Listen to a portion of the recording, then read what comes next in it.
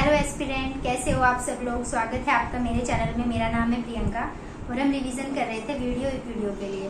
तो कल हमने जो टॉपिक लिए थे, आई होप वो रिवीजन हो गए होंगे। तो आज हमने एक टॉपिक लिया है जिसमें है मौर्य प्रशासन। तो मौर्य प्रशासन के बारे में हम पढ़ेंगे आज। चलिए शुरू करते हैं। मौर्य प्रशासन। तो मौर्य प्रशासन में अमात्य कौन होता था? अमात्य होता था, ये काफी ज्यादा इंपॉर्टेंट होते हैं, इनसे क्वेश्चन आते हैं। अमात्य होता था प्रधानमंत्री।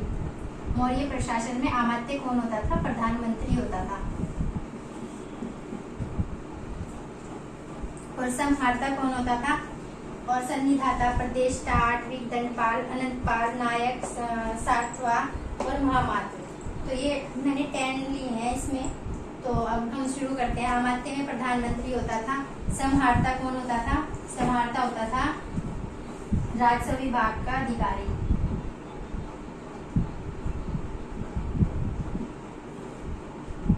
राजस्व विभाग का अधिकारी।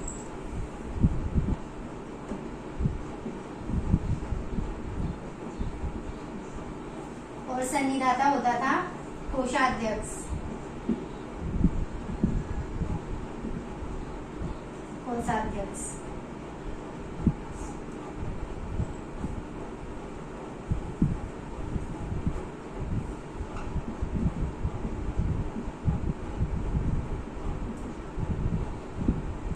प्रदेष्टा कौन होता था? प्रदेष्टा होता था फौजदार। फौजदार न्यायालय का, फौजदार न्यायालय का न्यायाधीश।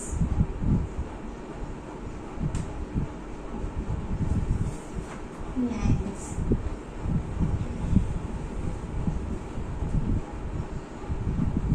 ठीक है। अमात्य प्रधानमंत्री होता था। और संहारता राजस्व विभाग का अधिकारी, जो राजस्व विभाग जो होता था, रिवेन्यू डिपार्टमेंट, इसका अधिकारी होता था।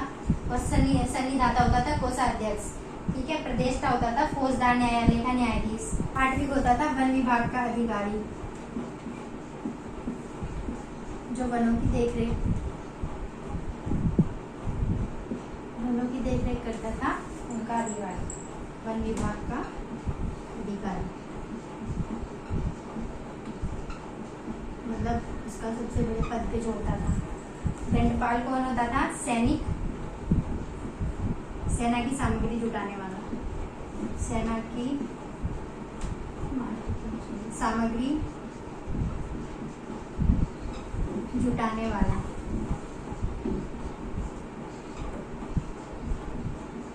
मैं मार्कर चेंज कर लेती हूँ।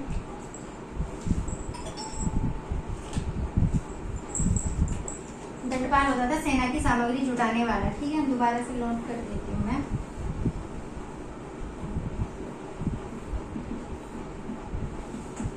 सेना की सामग्री जुटाने वाला दंडपाल। ये जो दंडपाल है, यहाँ पे मौर्य वंश के प्रशासन में दंडपाल सेना की सामग्री जुटाने वाला है। बाकी सातवाहन और अलग जो रहे हैं उसमें दंडपाल कुछ और है, मतलब उसका जो डिपार्टमेंट है वो कुछ और संभालता है वहाँ पे। यहाँ पे दंडपाल का काम है सेना की सामग्री जुटाने वाला। अंतपाल होता था सैनिक प्रबंधन, सैनिक प्रबंधन की देखरेख भी करता था वो, और सीमांत प्रदेश की भी, सीमांत प्रदेश मतलब कि बॉर्डर वगैरह की देखरेख करता था। नायक होता था सेना का संचालन करने वाला, सेना का संचालक। ओके। सातवां होता था, जैसे व्यापार होता था अलग अलग जगह से, तो उन व्यापारियों का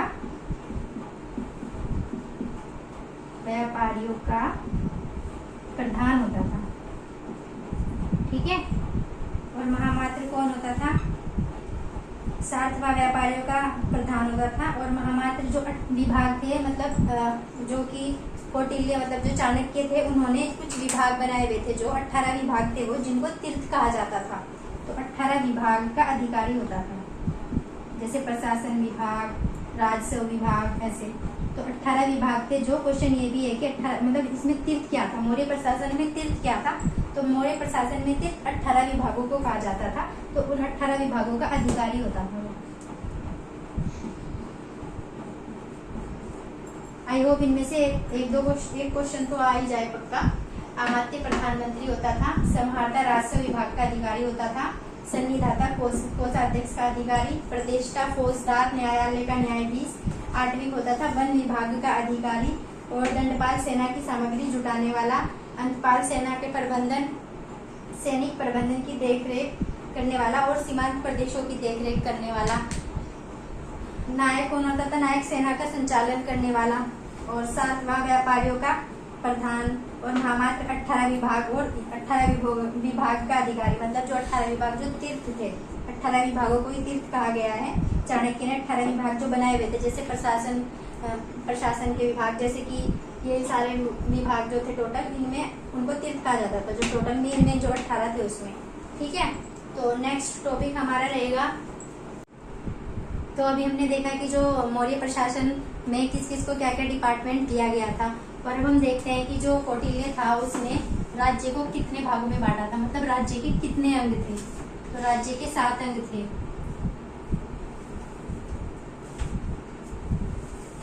राज्य के कितने अंग थे, राज्य के 7 अंग थे।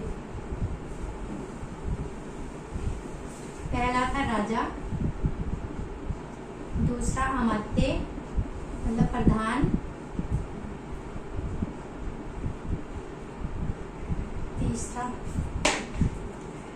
राजा अमात्य मतलब अमात्य प्रधान, और मित्र सेना, पांचवा दुर्ग जनपद, और सातवां होता था कोष। ठीक है, तो राज्य के 7 अंग होते थे, राजा, अमात्य, मित्र, सेना, जनपद, दुर्ग और कोष। फिर इसमें जो ये तो राज्य के 7 अंगों के, कानून के 4 अंग थे, कानून के 4 अंग थे।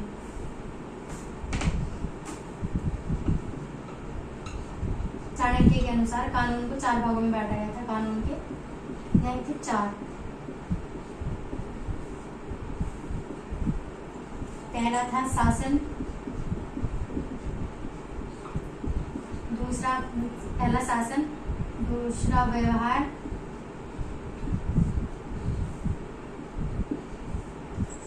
तीसरा होता था धर्म, और फोर्थ होता था चरित्र। इन सब चीजों को देखकर किसी को भी मतलब डिपार्टमेंट दिया जाता था। ठीक है, शासन, व्यवहार और धर्म और चरित्र, मतलब इससे रिलेटेड अगर मतलब कोई कानून जो था, कानून किस किस से रिलेटेड था, शासन से रिलेटेड कानून था, व्यवहार से रिलेटेड कोई कैसा व्यवहार कर रहा है, और फिर धर्म से रिलेटेड कोई कानून होता था, चरित्र से रिलेटेड। ठीक है, इसी तरह राजा, अमात्य, मित्र, सेना, दुर्ग, जनपद और कोष। फिर इसमें जो सेना होती थी, एक स्थायी सेना होती थी जो वहीं पर रहकर क्या करती थी, वहीं पर रहकर मतलब देख रेख करती थी, और दूसरी होती थी घूम घूम कर मतलब गुप्तचरी करना। तो जो गुप्त सेना होती मतलब जो सेना थी, सेना जो थी एक तो थी जो घूम घूम कर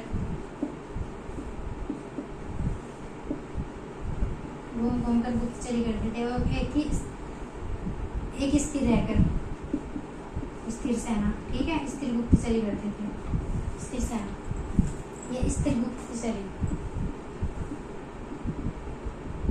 ठीक है,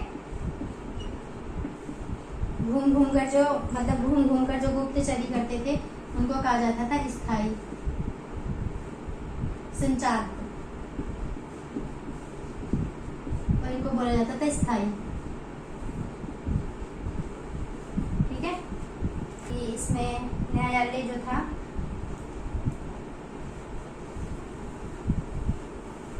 न्यायालय के 2 प्रकार थे। ठीक है, एक और बात, इसमें स्थायी जो है ना, स्थायी संचार, और स्थायी को इसको संस्था भी बोलते थे। ठीक है, मैंने एक बुक में स्थायी भी पढ़ा था, संस्था आता है और संचार। ठीक, स्थायी भी बोलते हैं इसको, न्यायालय के दो प्रकार थे। एक तो था दीवानी न्यायालय, दीवानी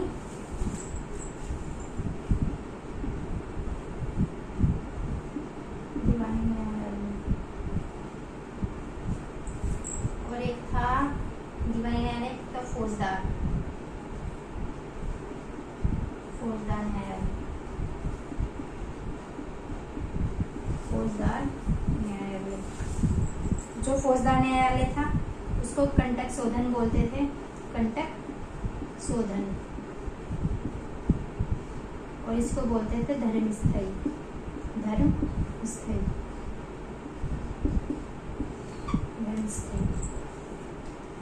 न्यायालय के दो प्रकार, दीवानी न्यायालय और फौजदार न्यायालय। तो दीवानी न्यायालय को धर्मस्थली बोला जाता था और फौजदार न्यायालय को कंटक शोधन बोला जाता था, कंटक शोधन। फिर इसमें एक और होता है अदेव मात्र।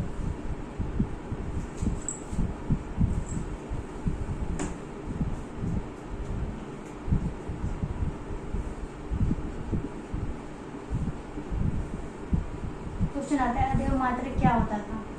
अदेव मात्र क्या होता था? अदेव मात्र की एक ऐसी भूमि होती थी, ऐसी भूमि जिस पर बिना वर्षा के अच्छी फसल होती थी।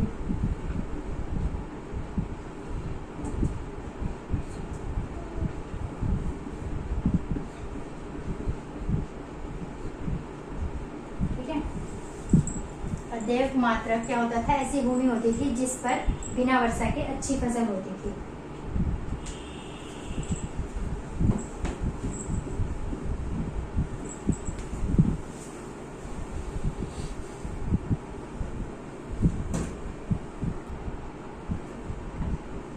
और टैक्स में ये क्वेश्चन क्या है, बलि किससे रिलेटेड है? बलि क्या होता था? बलि एक टाइप का कर होता था, मतलब टैक्स होता था मौर्य काल में। और हिरण्य क्या होता था? हिरण्य भी एक प्रकार का टैक्स होता था जो अनाज के रूप में न होकर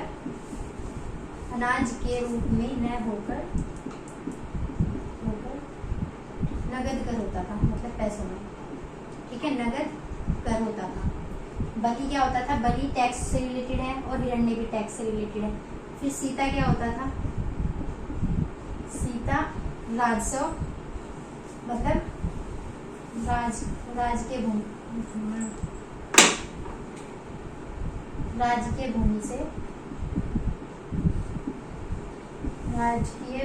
से लिया गया कर, मतलब राजकीय भूमि से जो आय होती थी, राजकीय भूमि से आय जो होती थी। तो बलि कर होता था, हिरण्य भी कर होता था, ये दो तो टैक्स होते थे। और ये क्या होती थी? आय होती थी। ठीक है, इनकम। सीता क्या होता था? इनकम होता था, इनकम। ठीक है, ठीक। और इसमें एक है एग्रोनोइंग। एग्रोनोइंग क्या था? एग्रोनोइंग किससे रिलेटेड है? जो सड़क का निर्माण करने वाला अधिकारी, सड़क का निर्माण अधिकारी। ठीक। तो टैक्स में बलि क्या होता था? टैक्स में बलि जो होता था वो भी बलि एक प्रकार का कर होता था। हिरण्य अनाज के रूप में न होकर नगद कर होता था। और सीता क्या होता था? सीता राजकीय भूमि होती थी, राजकीय भूमि से जो इनकम होती थी, सीता उसको बोला जाता था। एग्रोनोइंग कौन होता था? एग्रोनोइंग जो होता है एक अधिकारी होता था जो सड़क का निर्माण करता था, मतलब सड़क का निर्माण अधिकारी। अदेव मात्रक, ये इंपॉर्टेंट वर्ड्स हैं। अदेव, अगर वीडियो में ना है तो आई होप कि हमारे लिए इसमें इंपॉर्टेंट रहेगा यूके पीसीएस वगैरह के एग्जाम में। ऐसी भूमि जिस पर बिना वर्षा के अच्छी फसल होती थी। और सेना दो टाइप की थी, संस्था और स्थायी सेना, मतलब स्थायी या संस्था बोल लो, और एक संचार सेना जो थी वो घूम घूम कर गुप्तचरी करती थी। और स्थिर गुप्तचरी कौन करते थे? संस्था करती थी। इसमें लेडीज भी थी जो लेडीज गुप्तचरी करती थी, उनका अलग है। पर इसमें कोई ये ज्यादा इंपॉर्टेंट है क्योंकि देखो हमें वही पढ़ना है जो एग्जाम से रिलेटेड है। ठीक है, ये नहीं कि हम कुछ भी पढ़ेंगे। तो फिर न्यायालय में क्या था? दीवानी न्यायालय और फौजदार न्यायालय। दीवानी न्यायालय में एक था धर्मस्थली और फौजदार न्यायालय में एक था कंटक सोलन। ठीक है, दीवानी न्यायालय में धर्मस्थली और फौजदार न्यायालय में कंटक सोलन। तो बस आज के लिए इतना ही था फ्रेंड्स। तो थैंक यू सो मच। अगर आपको अच्छा लगा हो और मेरी वीडियो को लाइक करना, सब्सक्राइब करना और कमेंट करना। Thank you.